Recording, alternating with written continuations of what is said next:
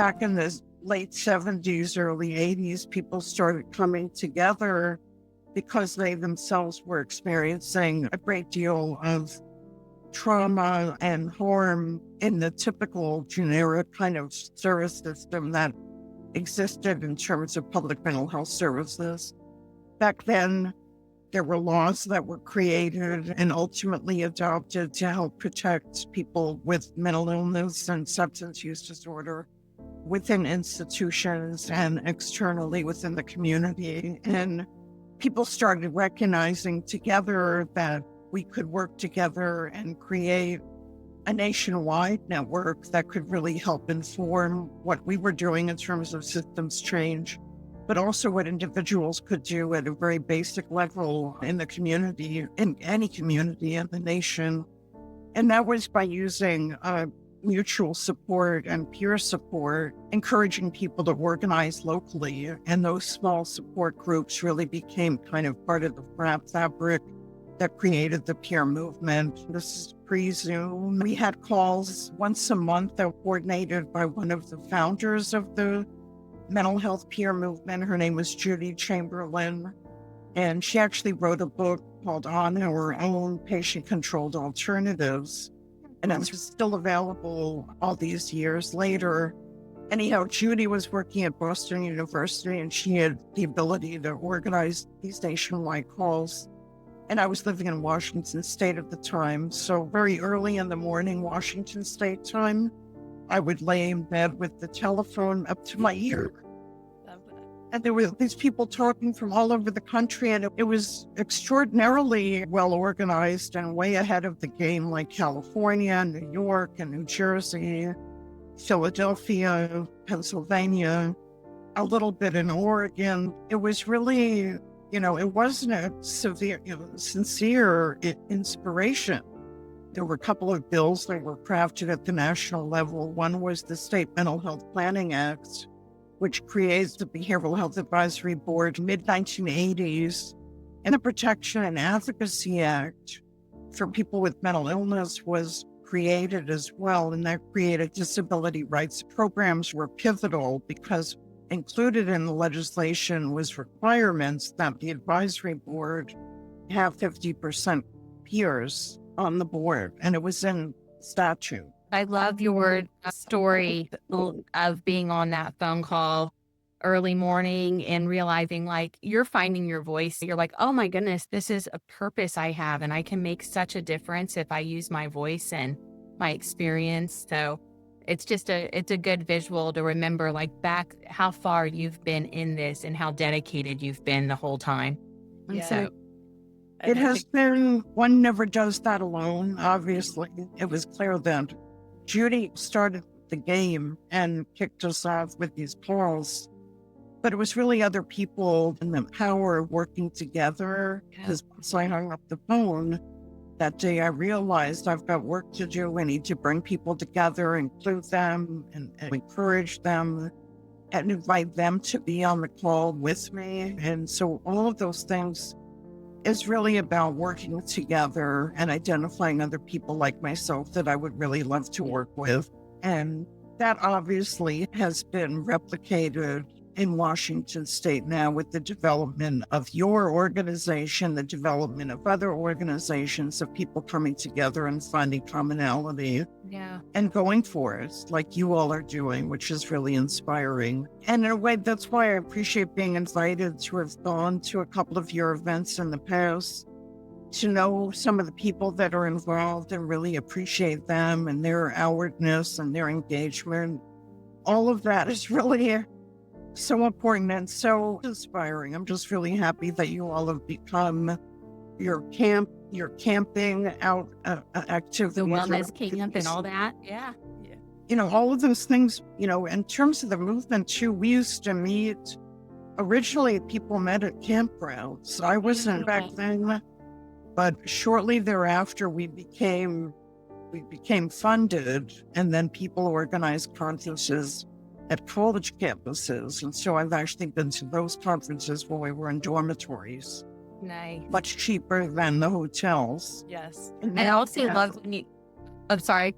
I was going to say, I also loved when you were saying this work that you got involved in has helped you in your own recovery. You're not just helping others, and you're not just advocating for other people and for recovery. You're actually in the process advocating for your own self and keeping yourself well the whole time that you are out there learning and teaching others about peer work. So that's how in my recovery, when I wanted to just saturate my brain with anything that had to do with recovery, or why I was thinking the way I was thinking, why my brain was doing what it was doing, or all the digging, and then you just find that thing that you hold on to, that you realize like, this is meaningful and this isn't just going to help me.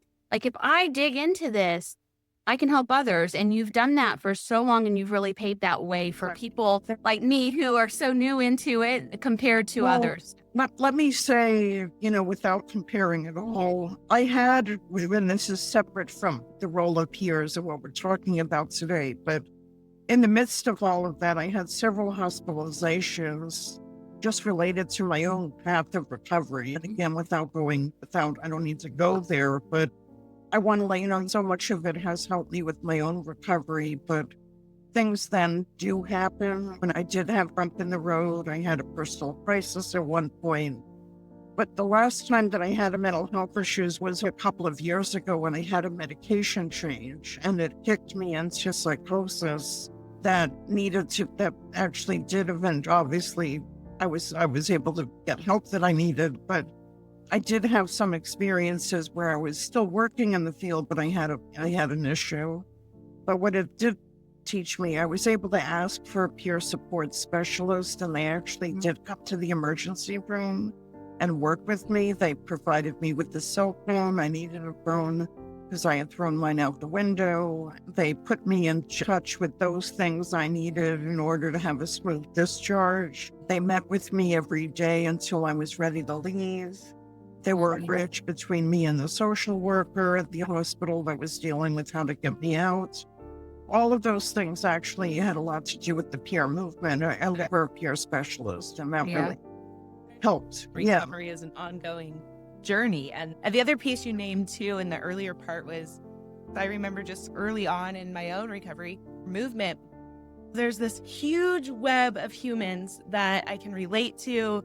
And that piece of feeling so alone really opens up in that.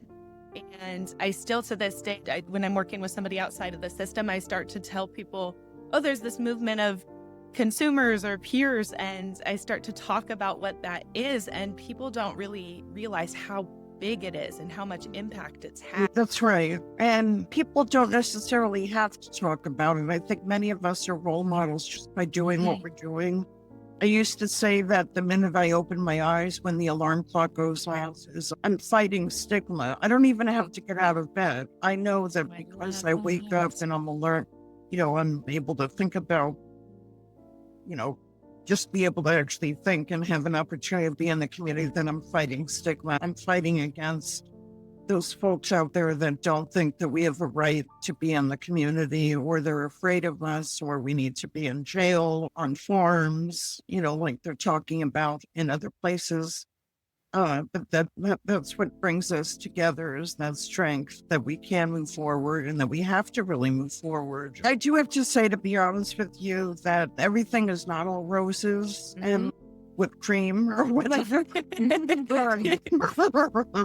But there are people who are a little bit judgmental, perhaps, that are peers, where people might think, well, I didn't get sick, but you got sick. And that there's a line that somehow gets created when have and have nots, that have and folks that don't. And that we have to really always be vigilant that, what your points are, Allyssa, are crucial, that, that we know there's a web out there.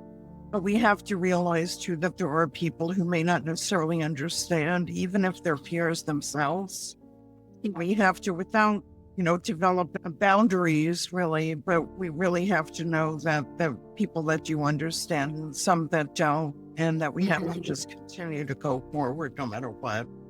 That's so true. And I think that's just like in life in general. I feel like you're going to have some people that are dedicated in it because of their lived experience, their passion, and how much it's changed their life. And that is just so heartfelt. And then you're going to have people that just need a paycheck and say, oh, I think I could do this. And there's just made up of different people. You just need to find that web of people Exactly. that are protecting you, that are a safe space.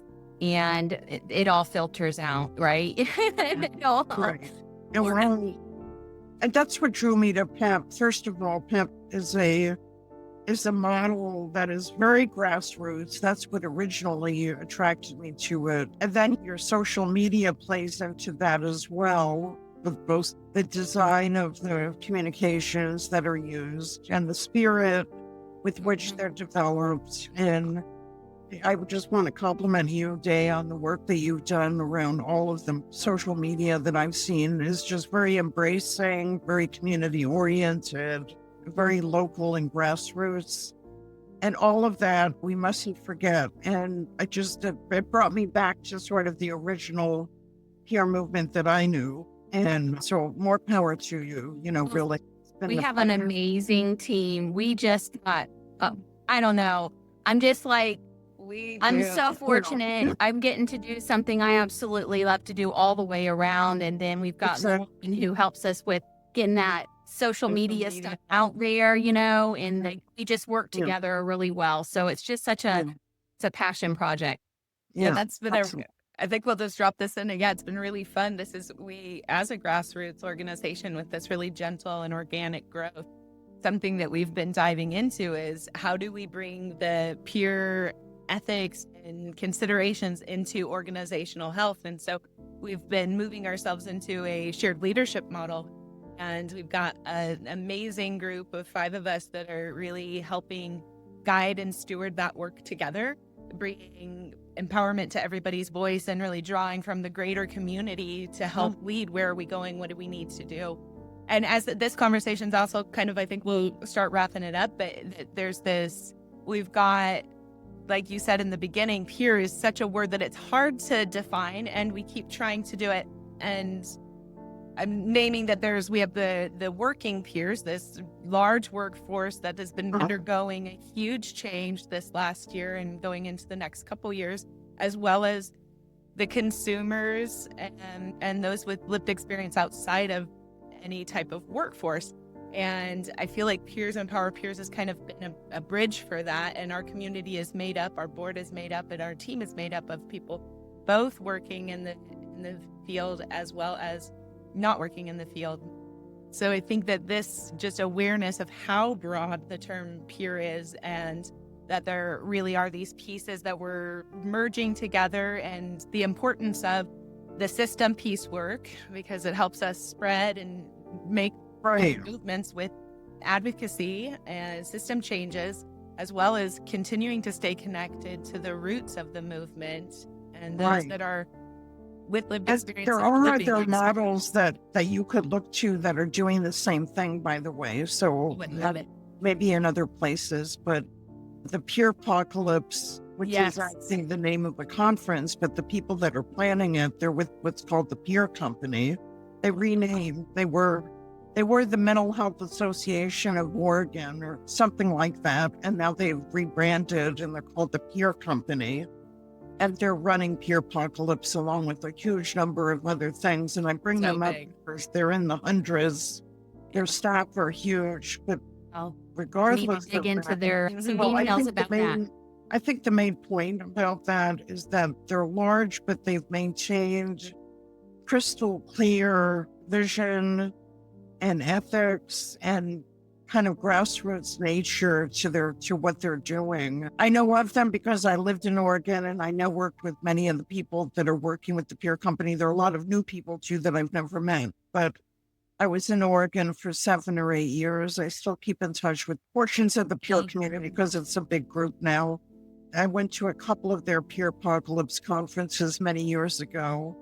They've been doing it about 13 years, and I didn't realize this, but they've become kind of the national conference, which I didn't really realize.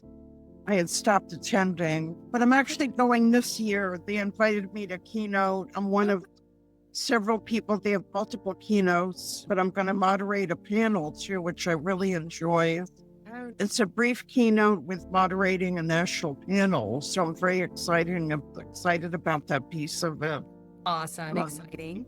It'll be nice to be there again. Very competent. Some of the people involved in the youth arena really don't have the same peer-ish kind of history that I had. For example, my peers, people my age, mostly have an inpatient experience here or originally as a peer. Like I was 17 when I was hospitalized. The young adult now who's between 17 and 25 or so, they're modern, they're sophisticated online, on social media. And many have not been hospitalized, so they have their peer experience is mostly clinical outpatient services. So it's very interesting. Our experiences are very different. The peer movement takes us from something that feels so isolating and lonely into deep connection. I know I've made some of the greatest friends and colleagues being a part of it, something I never imagined. The darkest places in life opening to some of the brightest places in life and really finding purpose and community. Some people don't understand what that is, but it's looking systemically at facilities and institutions and other places where we know people could sometimes, not always, benefit from treatment, but where we have to really rely heavily on making sure that people come out of those experiences and can return back to their home community. And I think that's the nature of systems change. I'd like to just mention there's a Supreme Court ruling called Olmstead. There was a decision at the Supreme Court in 1999 which talks about people being able to come back to the community in the least restrictive setting or alternative. And too often we have institutions that are jammed in with people and there's no way to come in and no way to get out. And our system in Washington State is somewhat always on hold. We're always at risk of being engaged in a lawsuit because we have blockages where there are people that are not able to get out of the hospital and come back to the community. And I really fear for those people who have actually gotten all the services that they may have needed, but they simply don't have a reasonable discharge plan. I say that with confidence that I'm aware and I know about these issues. I worked at Western State Hospital as their consumer affairs director, was the first ever Consumer Affairs office at Western State. There was a similar office at Eastern, by the way, at the same time. And John Murphy staffed that office at Eastern State Hospital. And he was my counterpart. I really worked closely with him, and he saved me on a number of occasions learning how to work inside a state hospital like he had for much longer than I did. I was there for 5 years. Then I moved to Oregon. But during the time that I was there, I was an advocate for the patients that were there. I was also working at a policy level. I was on the executive management team. I reported to the CEO, who was serious about my job and what I was doing there. This was not window dressing. It was probably one of the best jobs I had in terms of really knowing that I was having an impact on policy for real. Policy, being at policy making tables, really being involved in representation, which is really where people who are running for office were really hoping that they would win. And she's a woman of color. I just completely forgot her name just now, but she ran and she was a peer, and I was so happy. And she was working. Her name was Jomei, M-A-E. Yeah, she would share on Facebook a lot of resources in mental health, and then she would go to a city council meeting and vote on something. Yeah, that's really the next phase for us, is to really, I'm doing more work at a policy-making level, by the way, outside of Washington, in collaboration with many other people, like I mentioned earlier, and we're shaping policy and working together. And I think that people, sometimes their eyes glaze over when I mention policy, but it really is exciting. Yeah. And there's so much to be done that will really turn around, like I said, with the cycle of, Yeah. for example, bring back policy to organizations like yours so that you will have an easier time of making change. Yes. And I think that glaze over is sometimes just, it feels like, oh, not, some people don't feel equipped. And I've really been inspired. Dakota Steele out of the HCA community Consumer voice of partnerships. empowerment. Yeah. That they have a whole advisory board made up of people with lived experience, whether they're working in the system or not, helping cultivate skills for how to help write and do policy work. And so that, I think these access points are getting easier. And I'm also seeing through that work more of a, it's an expectation a lot of places that people with lived experience are on different committees, advisory committees, and policy committees. Again, another nod to the immense amount of work that has come from the generations before us and how powerful. And I also just have to touch back on, I love what you said about this piece that's been really near and dear to our hearts. There's this need for the aftercare when people are coming back out of any of the systems, whether it's a stabilization, a substance recovery, incarceration, that transition back out can be it is a really tender and hard period. And without adequate supports, people can end up worse than before. And so how to bring care and thoughtfulness to that. And it's incredible to see the way grassroots efforts are helping change that.